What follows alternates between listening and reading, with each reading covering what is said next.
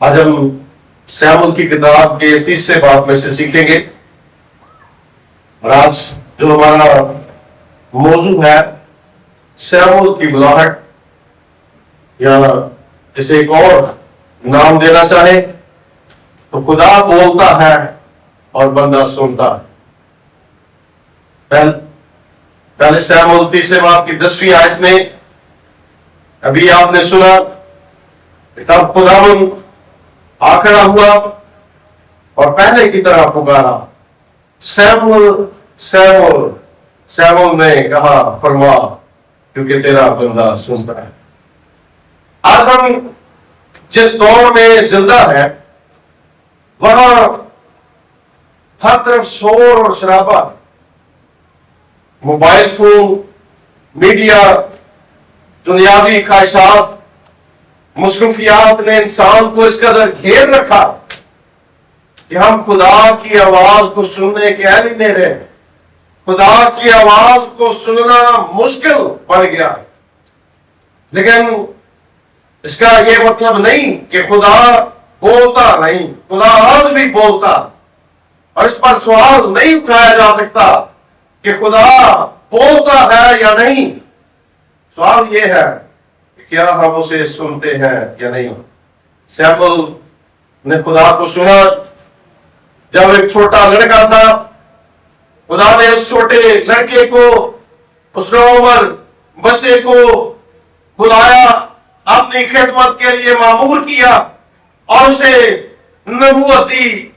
اور خدا کا کلام ہمیں بتاتا ہے کہ خدا کرداروں کو، خدا خوبیوں کو، خدا قابلیت کو نہیں، بلکہ وہ دلوں کو دیکھتا ہے، اور وہ جسے بھی چاہتا ہے چن لیتا۔ جیسے اس نے بار بار اپنے مقاصد کی تکمیل کے لیے لوگوں کو بلایا، جیسے اس نے اس چھوٹے بچے موسیٰ کو دریا نیل میں بہہ جانے سے بچایا، جیسے اس کی پرورش دشمن فرعون کے گھر میں کی، اور خدا نے اسے جلدی جھاڑی میں بلایا، یرمیہ کو بلایا، خدا نے داؤد کو بلایا جب وہ بھیڑ بکریاں چرا رہا تھا۔ خدا نے اپنی نجات اس زمین پر لانے کے لیے ایک نوعمر لڑکی مقدسہ مریم کو بلایا، اور خداوند نے اس بشارت کے پیغام کو دنیا تک پھیلانے کے لیے پہلے ان 12 کو بلایا، اور آج ہم میں سے ہر ایک کو بلاتا ہے۔ خداوند نے جب ان لوگوں کو بلایا جنہوں نے اس کی آواز سنی، یہ وہ لوگ تھے جنہوں نے خدا کے لیے اپنے دل کو کھول رکھا تھا، جن کے دل میں خدا کی آواز سننے کی چاہ اور خواہش تھی، اور جو خدا سے محبت کرتے تھے، وہ اپنے کاموں میں مگن تھے، لیکن خدا نے ان کی مصروف زندگی میں نے بلایا۔ یہ آیت ہمیں بتاتی ہے کہ خدا بار بار بلاتا، یہ اس کی محبت کا ثبوت ہے، یہ اس کے صبر کی علامت ہے کہ ہم کئی دفعہ اس کی آواز کو سنا کر دیتے ہیں، لیکن خدا کا کلام ہمیں بتاتا ہے کہ وہ بار بار بلاتا ہے، اور نام لے کر بلاتا ہے، اور مختلف ذرائع سے بلاتا ہے۔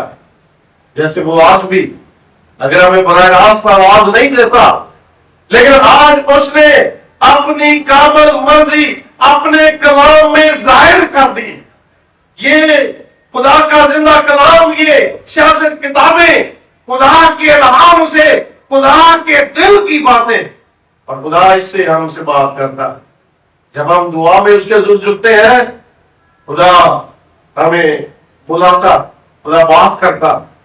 کئی دفعہ وہ پاک روح کے وسیلہ بات کرتا، کئی دفعہ وہ ہماری زندگی کے مشکل حالات سے بات کرتا، کئی دفعہ وہ ہماری سخت آزمائشوں میں بات کرتا، کئی دفعہ وہ خادموں کے وسیلہ بات کرتا، کئی دفعہ وہ والدین کے وسیلے بات کرتا، کئی دفعہ وہ دوستوں کے وسیلے بات کرتا ہے، اور کئی دفعہ تو وہ دشمنوں کے وسیلے بھی بات کرتا، کئی دفعہ تو وہ بے جان چیزوں کے وسیلے بھی بات کرتا، اور خدا آج بھی بات کرتا۔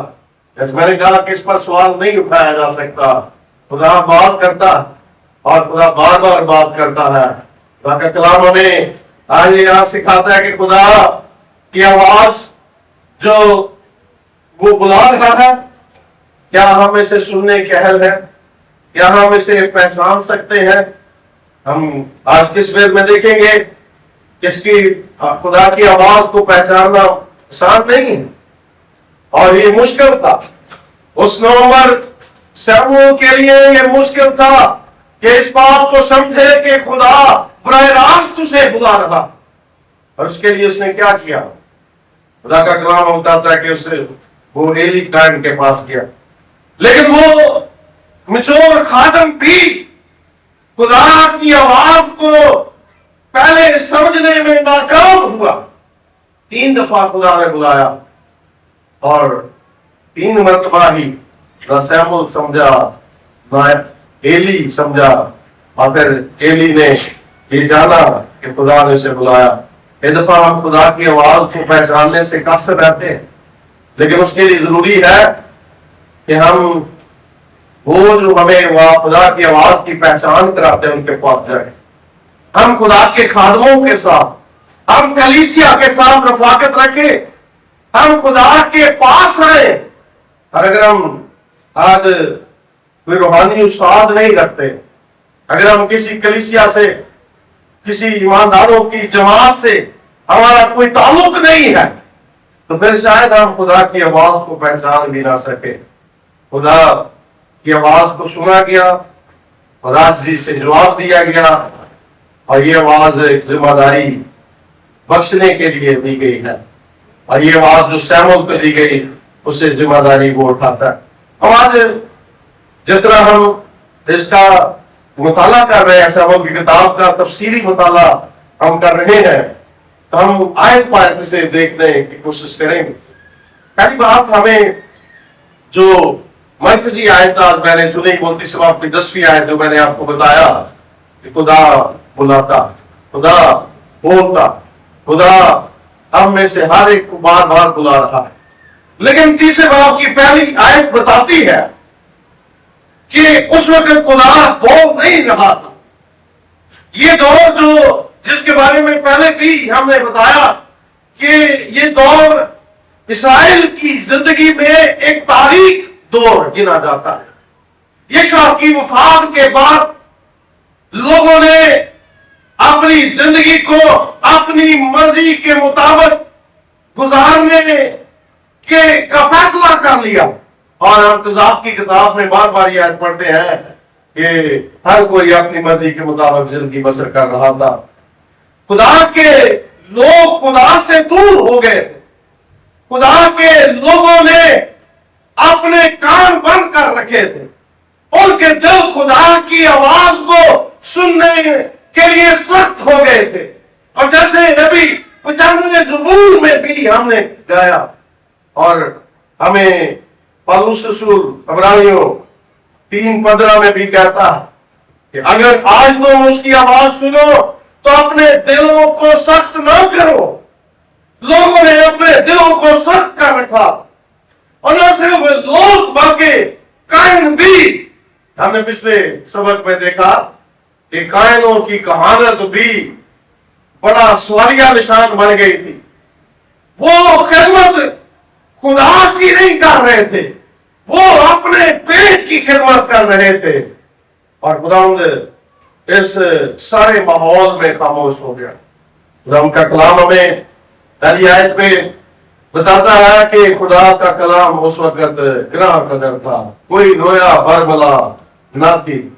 یہاں خدا کا کلام ہے اس اہم ٹرننگ پوائنٹ یا اس اہم موڑ کے بارے میں بتاتا ہے کہ خدا جس نے نبوت کرنا ترک کر دیا تھا، جس نے بلانا چھوڑ دیا تھا، جس نے فکر کرنا چھوڑ دیا تھا، اس نے اس خاموشی کو توڑا اور نبوت کا سلسلہ بلکہ انبیاء کا سلسلہ شروع ہو گیا. اس باب کی پہلی آیت میں ہمیں یہاں لفظ نظر آتا ہے، اور وہ لڑکا سیموئیل. وہ لڑکے کے لیے جو عبرانی الفاظ استعمال کیے گئے ہیں اس کا مطلب ہے 9 عمر لڑکا ہے. اس کا مطلب नौमालूद बच्चा या छोटा बच्चा नहीं, बल्कि इसका मतलब है नौ उम्र लड़का, या जैसे कोई लड़कपन में हो। और यहूदी मोरख यूसुफस भी इसके बारे में लिखता है कि शमूएल को जब बुलाया गया तो उसकी उम्र 12 साल की थी। अगरचे हमें इसका दुरुस्ती से इल्म नहीं है, और उलमा इस बात का सिर्फ अंदाजा लगाते हैं कि शमूएल अभी छोटा बच्चा नहीं था, कि उसकी माँ से 3-4 साल का था जब वो छोड़ के आई। अब वो लगभग 9 उम्र लड़का था जब खुदा ने उसे आवाज दी। और खुदा का कलाम हमें यह आयत बताती है कि उस वक्त खुदा का कलाम ग्रां कदर था। अब यहाँ ये जो ग्रां कदर लफ्ज बड़ा अहम है, यहाँ इसका मतलब है कीमती। खुदा का कलाम वैसे ही कीमती। खुदा का कलाम खुद इस बात की गवाही देता है कि ये खुदा का कलाम है जो कीमती मोती है। और हम नील मुकद्दस में भी पढ़ते हैं कि ये खुदा के वो कीमती मोती हैं जो उन सुअरों के आगे नहीं जाना चाहिए जो इसे जिसकी कदर नहीं करते। और खुदा का कलाम यहां फरमा रहा है कि खुदा का कलाम ग्रां कदर था और कोई रोया बरमला ना थी।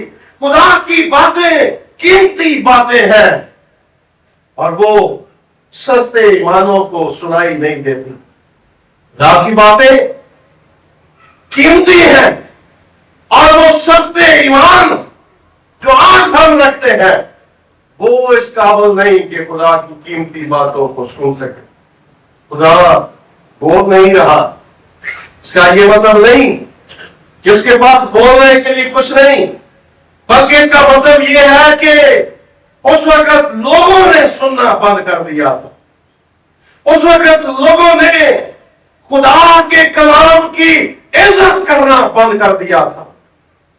खुदा के कलाम की कीमत को उन्होंने कम कर दिया था। और खुदा का कलाम हमें बताता है कि उन सस्ते ईमानों के सामने खुदा ने अपने कीमती कलाम को रखना बंद कर दिया। हम मिसाल 29-18 में भी पढ़ते हैं कि जहां रोया नहीं वहां लोग बेकैद हो जाते हैं, लेकिन शरीयत पर अमल करने वाले मुबारक हैं।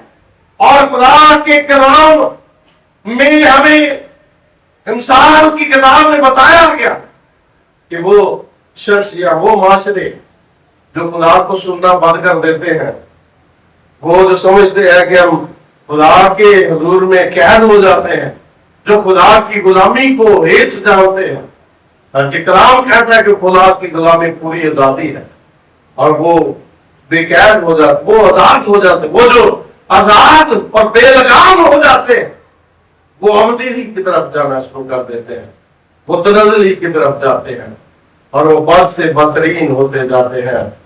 कलाम बताता है कि इंसान भेड़ की मानद है और वो भेड़ जिसे जब तक कोई रहनुमाई ना दे वो भटक जाती है। इंसान भी भटक जाता है, उसे हर वक्त रहनुमाई की जरूरत है, उसे दुरुस्ती की जरूरत है, उसे सिमत दिखाने की जरूरत है। लेकिन इंसान जब खुद सिमत लेना ही तरह कर दे तो फिर खुदा का कलाम कहता है कि जहां रोया नहीं है, जहां खुदा का कलाम नहीं है, जहां खुदा की नबूवत बंद हो गई है, वहां लोगों की जिंदगियां बर्बाद हो गई हैं। वहां जहां खुदा के कलाम को कबूल किया जाता है वहां मुबारक खाली आती है। और खुदा का कलाम का नापैद होना ये सख्त तरीन सजा।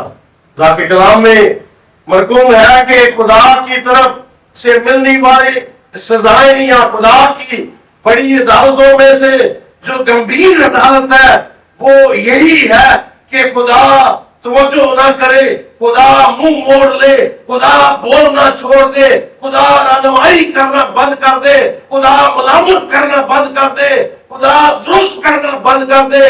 और खुदा ने आमूस नबी को बताया कि मैं आखिरी जमाने में मैं न रोटी का काल भेजूंगा न पानी का काल होगा, मैं खुदा के कलाम का कैफ डाल दूंगा। और अगर आप यह देखना चाहें आमोस 8:11 में लिखा है, खुदा फरमाता है, देखो वो दिन आते हैं कि मैं इस मुल्क में कैद डालूंगा, ना पानी की प्यास और ना रोटी का कैद, बल्कि खुदावन का कलाम सुनने का। आज हम ये दफा खुश होते हैं कि बहुत सारे चर्चेस हैं, बहुत सारे जगह जगह गली गली में इबादत हो रही है, बहुत सारे खादम है, लेकिन ऐसे लगता है कि जैसे ये आखिरी जमाना है कि खुदा का कलाम नापैद हो गया है। लोग अपनी मर्जी का कलाम सुनना चाहते हैं, बल्कि वो कलाम सुनने नहीं, वो अपने ही मंसूर और एजेंडे पूरे करने के लिए आते हैं। और बहुत सारे लोग तो इससे गाफिल हैं। ये नबूवत जो आखिरी वक्त की नबूवत थी, लेकिन इसका मतलब ये नहीं कि ये बात सिर्फ आखिरी जमाने में होगी। अब इस माजी में भी, कज़ात के जमाने में भी, काजियों के जमाने में भी खुदा के कलाम का कैद देखते हैं। खुदा खामोश हो जाता है और खुदा के कलाम की नबूवत नापैद हो जाती है। लेकिन मैंने बताया कि ये वक्त एक अहम मोड़ है, ये वक्त एक बड़ा टर्निंग पॉइंट है, एक बड़ी तब्दीली रूनुमा हुई। और वो तब्दीली ये थी कि खुदा बोलना शुरू कर देता है, खुदा कलाम करना शुरू कर देता है। और उसने जो पहला कलाम किया वो एक 9 उम्र छोटे बच्चे को कलाम दिया, और ये वही बच्चा है जिसकी मां ने घुटनों के बल होकर उसके लिए दुआ की थी। और खुदा का कलाम हमें बताता है कि ये खुदा का बंदा शमूएल, जिसे खुदा ने मूसा के बाद बुलाया, इस बड़े मनसब के लिए, नबी होने के लिए मुकर्रर किया। और 3 बाब की 20वीं आयत में उसके मनसब का जिक्र भी किया गया। खुदा ने उसे नबी मुकर्रर किया। और मूसा के बाद नबूवत का जो सिलसिला शुरू हुआ वो हमें शमूएल से शुरू होता हुआ नजर आता है। खुदा बाकायदा अंबिया को बुलाना शुरू कर देता है, और खुदावंद ने बाकायदा नबूवत का आगाज कर दिया।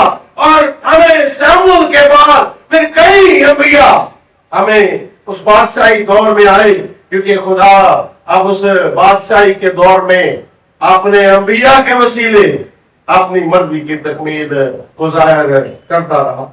और यहाँ उस वक्त खुदा खामोश था, लेकिन खुदा ने इस खामोशी को तोड़ दिया। दूसरी तीसरी आयत हमें बताती है कि वो माहौल कौन सा था जब खुदा ने कलाम किया। दूसरी आयत में लिखा है कि उस वक्त ऐसा हुआ कि जब एली अपनी जगह लेटा था, उसकी आंखें धुंधलाने लगी थी और वो देख नहीं सकता था। और तीसरी आयत में लिखा है, और खुदा का चिराग अब तक बुझा नहीं था। और शमूएल खुदा की हैकल में, जहां खुदा का संदूक था, लेटा हुआ था। यहाँ इन 2 आयत में बहुत सारी अलामत बयान की गई हैं, और ये अलामतें हमें बहुत कुछ सिखाती हैं। सबसे पहले तो हमें एली के बारे में बताया गया कि एली की जिस्मानी हालत कैसी थी, वो कहां पर था, वो खुदा के घर के अंदर था या खुदा के घर के बाहर था, वो क्या कर रहा था, उसकी आंखें धुंधला गई थी। ये उसकी जिस्मानी सेहत की अलामत है कि वो जिस्मानी तौर पर ज़ईफ हो गया था। और उलमा कहते हैं कि वो गालिबन 90 साल से ऊपर था। लेकिन ये खुदा का फजल होता है। मूसा की वफात का तज़किरा जब हम बाइबल में पढ़ते हैं तो उसकी बिनाई अपने रालत कर जाने के मौके पर भी वैसी थी। और यहाँ हम देखते हैं इसकी बिनाई मुतासर हो गई थी, वो देख नहीं सकता था। ये ना सिर्फ यहाँ उसकी जिस्मानी सेहत की तरफ इशारा है, बल्कि उसकी रूहानी सेहत की अलामत भी इसे समझा जाना चाहिए। क्योंकि खुदा का कलाम हमें बताता है कि वो सिर्फ जिस्मानी तौर पर ही वो हैकल में आने वाले लोगों को दुरुस्त तरीके से सिर्फ देख नहीं सकता था। जैसे पहले बाप में अन्ना शमूएल की मां जब दुआ कर रही थी तो اس نے دیکھا کہ خاتون دعا کر رہی ہے، لیکن اس کی روحانی صلاحیت یہ تھی کہ وہ اس کو خاتون کو جو درد کے ساتھ، جو بوجھ کے ساتھ خدا کے حضور گریہ خاری کر رہی تھی، وہ سمجھتا ہے کہ یہ تازہ مے کے نشے میں ہے۔ یہ اس کی روحانی حالت تھی کہ وہ کسی ایماندار کو یہ سمجھے کہ وہ خدا کے حضور دل ڈیل رہی ہے، اور وہ کہتا ہے کہ یہ تازہ مے کے نشے میں ہے، تو کب تک نشے میں رہے گی، کب تک بڑبڑائے گی؟ اور یہی نہیں بلکہ اس کی روحانی بینائی ہم تب بھی دیکھتے ہیں جب اس کے اپنے بیٹے جو قائم تھے، جو خدا کے گھر میں کھلونا گناہ کا کاروبار کر رہے تھے، وہ اپنی آنکھیں بند کیے ہوئے تھا، اسے اپنے بیٹوں کے گناہ دکھائی نہیں دیتے تھے۔ اور ہمیں خدا کا کلام یہاں بتاتا ہے کہ وہ رفنی الفراز جس کے باعث اس گھرانے پر غضب طاری ہوا، جس کے باعث اس گھرانے سے کہانت چھین لی گئی، اس وقت ایلی کی آنکھیں، روحانی آنکھیں اس قابل نہیں تھی کہ یہ دیکھ پائیں، اور نظر ایلی کہن کی روحانی آنکھیں اندھی ہو گئی تھی، بلکہ اس وقت سارے معاشرہ بھی روحانی طور پر اندھے پن کا شکار تھا۔ یہ علامت بتاتی ہے کہ جیسے میں نے آغاز میں کہا کہ لوگوں نے خدا کے کلام کو سننا بند کر دیا تھا، خدا کے کلام کو پڑھنا، خدا کے کلام کو کھولنا، خدا کے کلام سے واقفیت رکھنا یہ لوگوں کا چلن نہیں رہا تھا۔ اور تسلی کی بات یہاں لیکن ایک علامت کے طور پر یہاں بیان کی گئی ہے، تیسری آیت میں لکھا ہے اور خدا کا چراغ اب تک بجھا نہیں تھا۔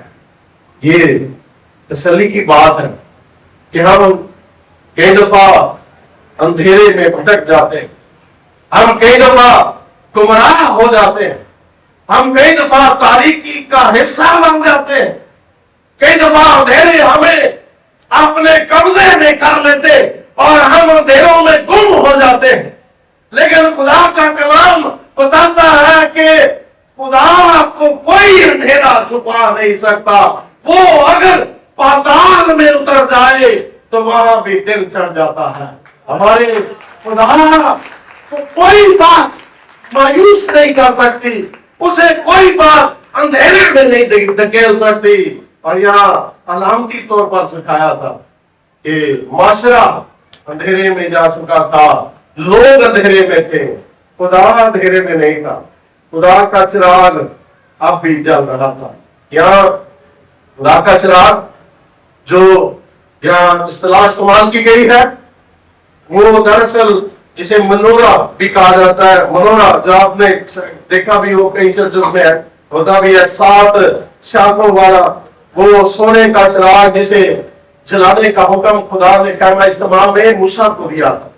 آپ خروج کی کتاب 27 باب اس کی 20-21 آیت میں دیکھ سکتے ہیں کہ خدا نے موسیٰ کو یہ حکم دیا تھا کہ تو خیمہ اجتماع میں عہد کے صندوق کے سامنے خدا کے اس چراغ کو جلتا رہنے دے، یہ چراغ جلتا رہے، یہ کبھی بجھے نہ۔ اور کائنوں کی یہ ذمہ داری تھی کہ وہ شام سے لے کر صبح کے طلوع ہونے تک وہ اس میں اتنا تیل ڈالتے کہ وہ چراغ جلتا رہتا، وہ تاریکی کو مٹاتا رہتا، اور خدا کے حضور میں اس خیمہ اجتماع میں جہاں عہد کا صندوق پڑا ہوتا تھا وہاں روشنی رہتی۔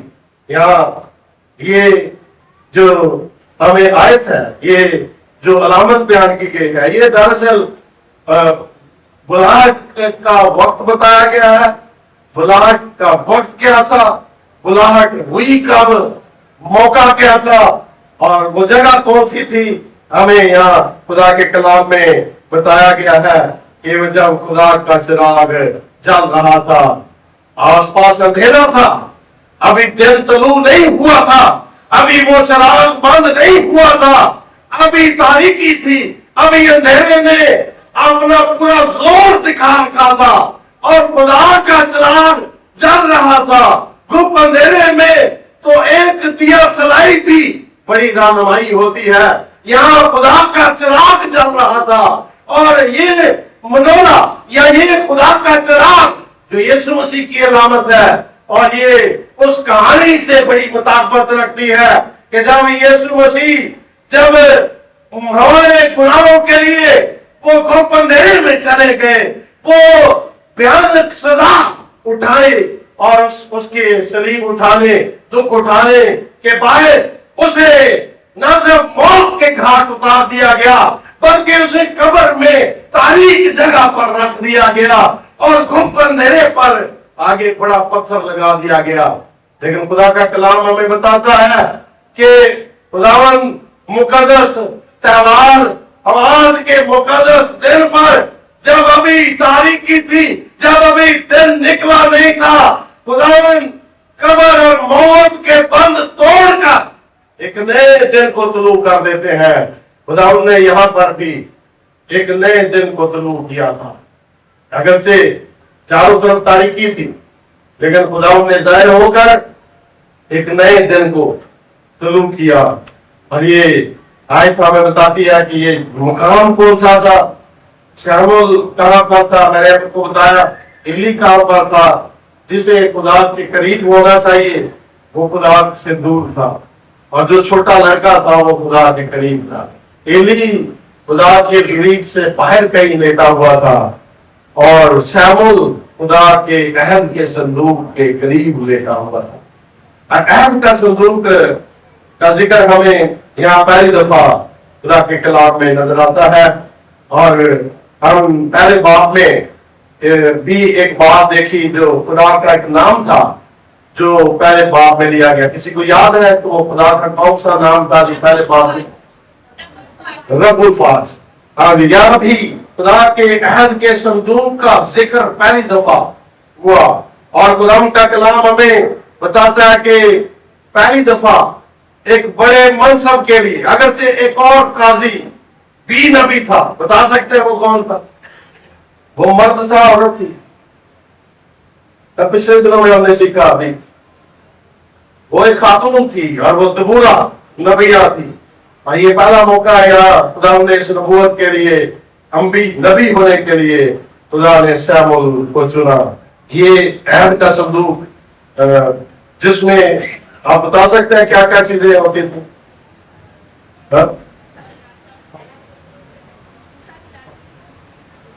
تختیاں، عہد کے صندوق میں 10 احکام کی تختیاں پہلی بات ہوتی تھی، اور ہارون کا عصا دوسری بات، اور تیسری بات من کا مرتبان ہوتا تھا۔ یہ تینوں باتیں علامتیں تھیں خدا کی رہنمائی، خدا کی برکت، پروردگاری کی۔ یعنی 10 احکام اظہار تھا کہ خدا ہی، اس کا قانون، اس کی شریعت ہی افضل ہے، اور یہ عہد کا صندوق جو نشان تھا خدا کے ساتھ عہد بننے کا، اور یہاں عہد جس پر قائم تھا وہ خدا کا وہ قانون تھا، وہ 10 احکام اس کا اظہار تھی، اور ہارون کا سا اظہار تھا کہ خدا رہنما ہے، اور یہ مرتبان جو من کا تھا یہ اظہار تھا کہ خدا پروردگار ہے، خدا کا قانون بڑا ہے جسے ہم نے سننا ہے، پورا کرنا ہے۔ خدا کی رہنمائی کے بغیر ہم گم ہو سکتے ہیں، وہ ہمارے لیے ہمارے لیے موجود ہے، اور خدا کا من آسمان سے گرنا کبھی بند نہیں ہوتا۔ خدا اپنی مٹھی کھولتا ہے اور سب کو سیر اور رسولہ کرتا ہے۔ یہ عہد کا صندوق یہ پیغام سناتا تھا، اور وہ سیلا میں اس وقت موجود تھا، اور خدا کا کلام ہمیں بتاتا ہے کہ وہ شامل اس عہد کے صندوق میں خدا کے قریب تھا۔ اب شامل کی بلاٹ پھر ہوئی 4 سے 14 آیت تک ہمیں اس کی بلاٹ کا تذکرہ نظر آتا ہے، لیکن ہم نے اس ماحول کو دیکھ لیا کہ ماحول کیسا تھا۔ لوگ خدا سے دور ہو چکے تھے، قائد خدا کی مرضی کو پورا نہیں کر رہے تھے، انہوں نے خدا کو بھلا دیا تھا، لیکن خدا ہمیں نہیں بھولتا۔ تسلی کی بات یہ ہے کہ ہم خدا کو بھلا دیتے ہیں، ہم خدا کو بھول جاتے ہیں، ہم کبھی بھی اس کے پاس نہیں آتے، کبھی بھی اس کا کلام نہیں کھولتے، کبھی بھی اسے پکارتے نہیں ہیں، لیکن خدا کا کلام کہتا ہے خدا ہمیں نہیں بھولتا، اور خدا نے یاد کیا، خدا نے کلام کیا، خدا نے چھوٹے لڑکے سیمول سے کلام کیا، اور خدا ان کا کلام آج ہم بتاتا ہے 4 اور 5 آیت تک ہم پڑھیں کہ اس نے بار بار سیمول کو پکارا۔ ہم یہاں جو دلچسپ بات دیکھتے ہیں، ابھی آپ نے یہ سنا کہ 3 مرتبہ خدا نے سیمول کو پکارا، بار بار پکارا اور نام لے کر پکارا، لیکن ہر بار جب خدا پکارتا تھا تو سیمول فوراً اٹھ کھڑا ہوتا تھا۔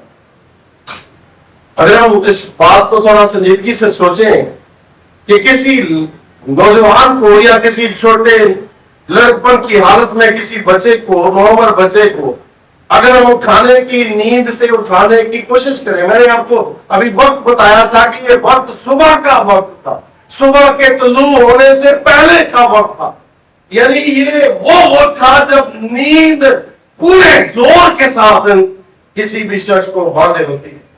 لیکن یہاں پر کیا ہو رہا ہے کہ خدا بول رہا، نام لے رہا ہے، اور سیمول جو ہے فوراً اٹھ کھڑا ہوتا ہے۔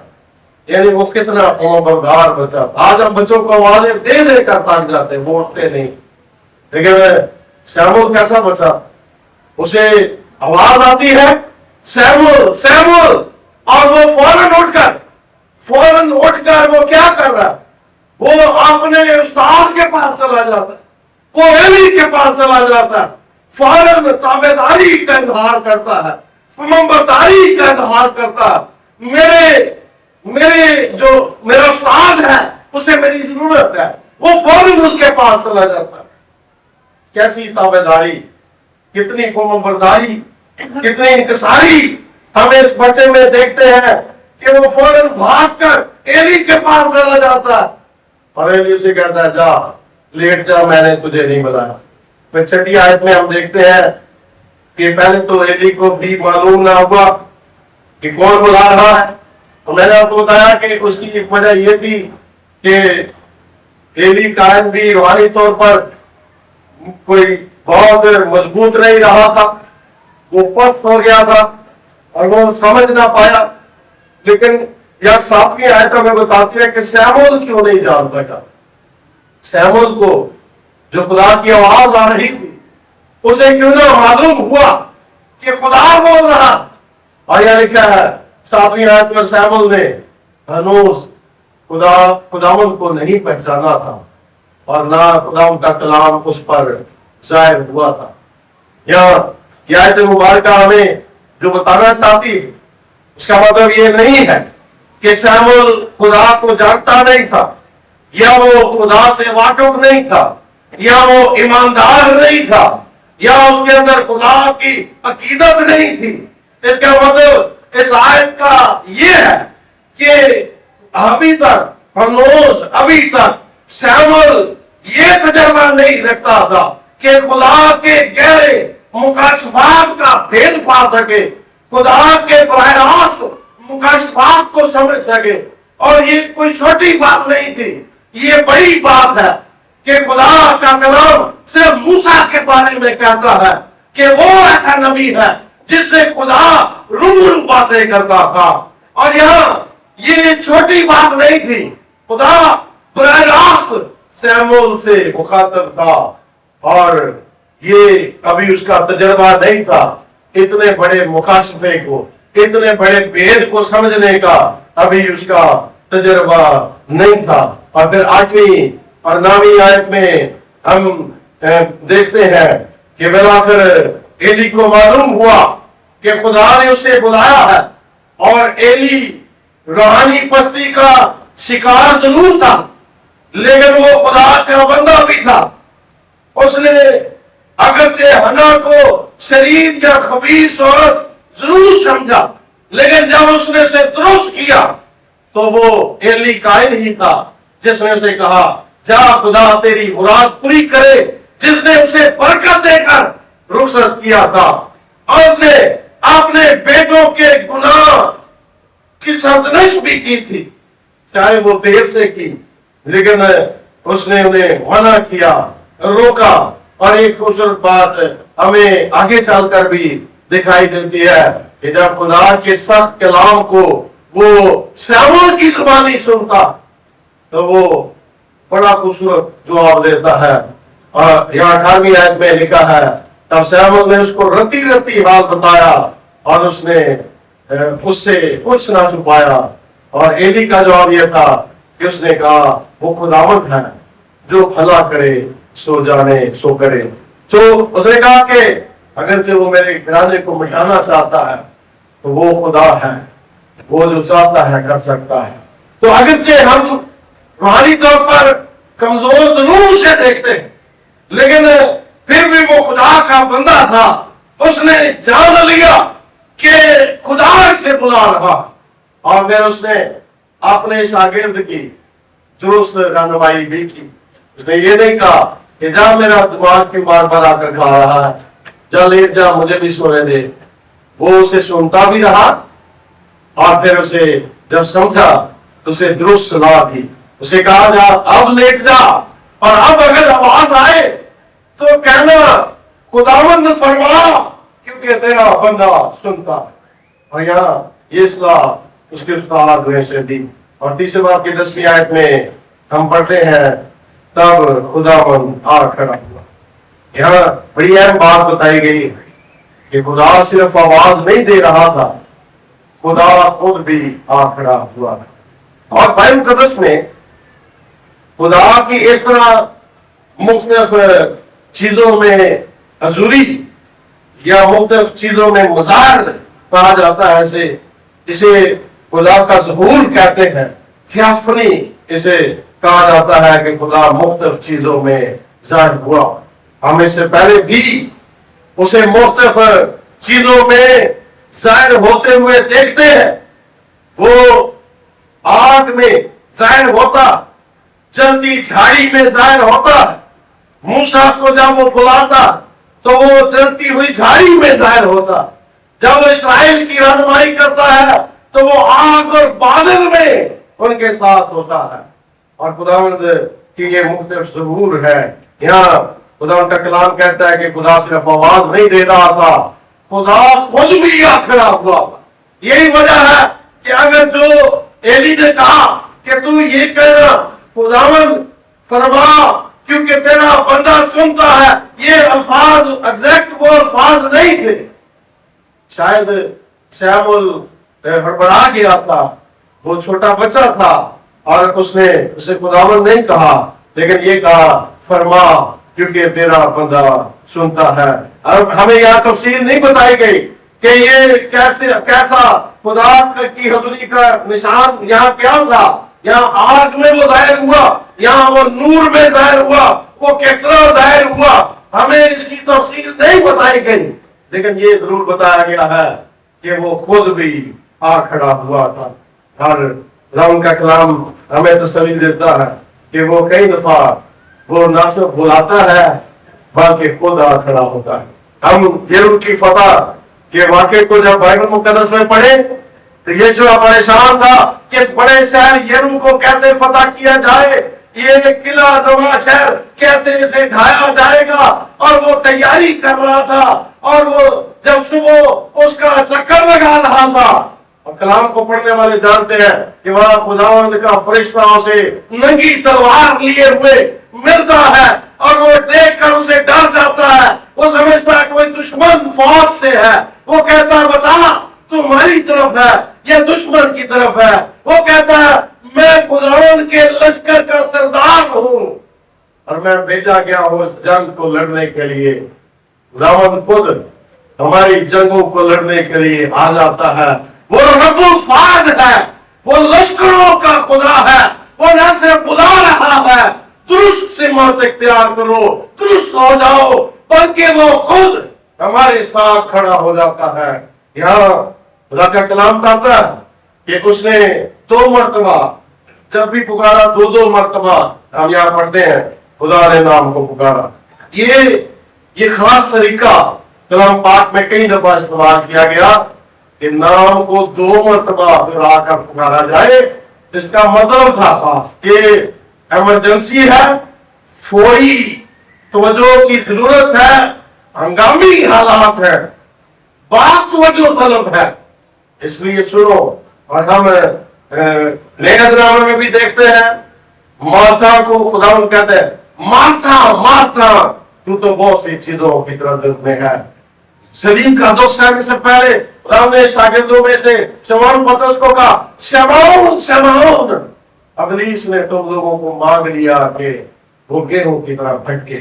यहाँ हम पुराने हक में भी देखते हैं, पैदाइश 22:11 में खुदा ने कहा, इब्राहिम इब्राहिम, और फौरी रुक जा, क्योंकि इब्राहिम के हाथ में छुरी थी और वो इस हाथ की गर्दन पर चलाने वाला था, और उसे 2 दफा इब्राहिम इब्राहिम करके पुकारा। खुदा ने खरूज 3:4 में मूसा को भी इसी तरह बुलाया जब वो कतरा रहा था, जब वो झाड़ी के करीब आने से कतरा रहा था। कहा, ऐ मूसा ना कतरा, मेरे पास आ, जल्द जा मेरे लोगों को चला, क्योंकि मैंने उनका रोना देखा है। तो ये दोनों शख्सियतें जो हमें पुराने अहदनामे में जिनको खुदा ने ऐसे पुकारा, बड़ी अहम थी। इब्राहिम तो ईमानदारों का बाप है, और मूसा इस्राएल की रहाई दिलाने वाला खुदा का नबी था, और शमूएल नबूवतों की लड़ी का पहला नबी था। और यूं शमूएल एक नए दौर का आगाज कर रहा था, एक नबूती दौर का आगाज कर रहा था, और खुदा का कलाम बताता है कि उसके लिए उसने शमूएल को बुलाया। तीसरे बाब की 10वीं आयत का दूसरा हिस्सा हमें बताता है, शमूएल ने जब खुदा की आवाज सुनी, उसने जवाब दिया, उसने कहा, फरमा, क्योंकि तेरा बंदा सुनता है। ये जवाब मुख्तसर और शानदार था। ये जवाब एक तरह से दुआ है, जिसको हमें भी हर वक्त जब हम खुदा की जुरी में आए, जब हम खुदा को की आवाज को सुनने के लिए तैयार हो रहे हो, हमें जरूर ये दुआ अपने दिल में करनी चाहिए, फरमा तेरा बंदा सुनता। ये जवाब या ये दुआ खाइश है, ये जवाब या दुआ दिल का इश्तियाक जाहिर करती है, शौक जाहिर करती है, जज्बा जाहिर करती है कि मैं सिर्फ तेरी आवाज नहीं सुनना चाहता, फरमा, बता, जल्दी कर, तू क्या कहना चाहता है, मैं अमल करना चाहता हूं, मैं हुक्म बजा लाना चाहता हूं। ये मुंबरदारी करने का इश्तियाक, जज्बा या शौक दिखाती है। और खुदा का कलाम हमें जो शामिल से सिखा रहा है, ये सिखा रहा है कि हम भी जब भी हम खुदा के पास आए, जब भी हम खुदा के कलाम को खोलें, हमें ये दुआ करनी चाहिए। लेकिन हमने अपने कान बंद कर रखे होते हैं, हम खुदा के कलाम को सुनना ही नहीं चाहते, बल्कि हम सुनने तो आते ही नहीं, हम तो सुनाने आते हैं, हम तो उसे कहने सिर्फ आते हैं, ये कर खुदावंद, ये कर, ये कर, और सुनते नहीं। खुदा का कलाम कहता है कि जब हम चर्च में आए, उसे कहे, फरमा तेरा बंदा सुनता। और जब हम जाती तौर पर अपनी शख्सी दुआ में झुके हुए हो, कहें, कलाम को खोलने के मौका पर कहें, दुआ में कहें, फरमा तेरा बंदा सुनता है। और ये उसके हुजूर में इजहार है कि खुदा मैं मोहम्मदारी करना चाहता हूँ, मैं तेरे साथ चलना चाहता हूँ। 11 से फिर अगली आयत को जब हम पढ़ते हैं, तो ये वही कलाम था जो जिसकी खुदा ने दरअसल तस्दीक की थी कि खुदा एली के घराने को मिटा देना चाहता हूँ। ये कलाम जो दिया गया, ये कलाम शायद शमूएल सुनना नहीं चाहता। हम भी आसान आसान बातें और बरकत की बातें, जिसमें खुदा की मोहब्बत की बातें हो, सिर्फ वो सुनना चाहते हैं। जिसमें खुदा के गजब की बात हो, जिसमें अदालत की बात हो, जिसमें गुनाह से खलासी की बात हो, हम ऐसे कलाम को सुनना नहीं चाहते। यहाँ ये कलाम सख्त कलाम था जो छोटे लड़के शमूएल को दिया गया। उसे बताया गया कि अब कोई ज़बीहा, अब कोई कुर्बानी एली के घराने को बचा नहीं सकेगी, मैं उसके घराने को मिटाने को हूं। और ये कलाम जब उसे दिया गया तो एली को सुनाते हुए श्यामुल भी डर गया, घबरा गया। हम आगे पढ़े तो हमें मालूम होता है कि वो लेट रहा, वो सुबह तक लेटा रहा। अब वो भागकर एली के पास नहीं गया, वो डर गया इस कलाम से। लेकिन रब का कलाम हमें बताता है कि फिर उसने एली के सरार पर सब कुछ उसे बताया। खुदा का कलाम सिर्फ सुनना काफी नहीं है, खुदा के कलाम पर अमल करना, खुदा के कलाम के मुताबिक उसे बयान करना। और ये खुदा का कलाम और ये खुदा खादिमों को भी कह रहा है कि तो जिस तरह पालूस ने तीमुथियुस को कहा कि तू खुदा के कलाम की मुनादी कर, वक्त बे वक्त मुस्तैद रह। हालात जो भी हैं, जैसे भी हालात है, लोग सुनना चाहे ना चाहे, लोग पसंद करे ना करे, लेकिन तू कलाम कर।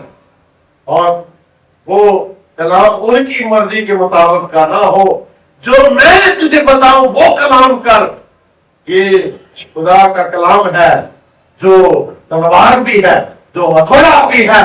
ये आम तौर पर हमारी मर्जी का कलाम नहीं होता, ये अदालत का कलाम भी है, ये सजा का कलाम भी है। और ये कलाम आज हमें भी दिया गया है। पालूस कहता है मैं उसके कलाम से शर्माता नहीं हूं। हम उसके कलाम को आज सुनना ही नहीं चाहते। हमारा आज क्या रवैया है? खुदा बोलता है, खुदा ने दुनिया को बनाकर छोड़ नहीं दिया, बल्कि वो जिस तरह आदम में आदम को पुकार रहा था, आज हमें भी पुकार रहा है कि आदम तू कहां है। हमें उसकी आवाज को सुनना है। हम हमेशा उसकी आवाज को पहचान नहीं पाते। आवाज में मैंने बताया कि हमें कलीसिया के साथ रफाकत रखनी चाहिए, खादमों के साथ रफाकत रखनी चाहिए, हम उसकी आवाज को पहचान सकेंगे। लेकिन अगर हमने तहिया कर लिया है खुदा के कलाम को ना सुनने का, एली के बेटे फिनहास और हुफनी की तरह, जिन्होंने अपने बाप की बात ना सुनी, जिन्होंने उस इंतवा को ना सुना और फिर वो बर्बाद हुए। आज खुदा हमसे भी ये कलाम कर रहा है कि सुन, और हमें उसे जवाब देना है कि फरमा तेरा बंदा सुनता है। तो खुदा हमें इन बातों के वसीले याद पर कर।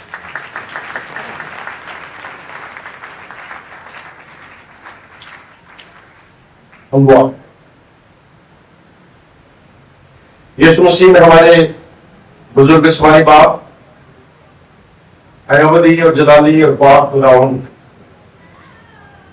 तेरे कलाम की बातें हमेशा हमें चौंकाती है, हिलाती है, बेदार करती है।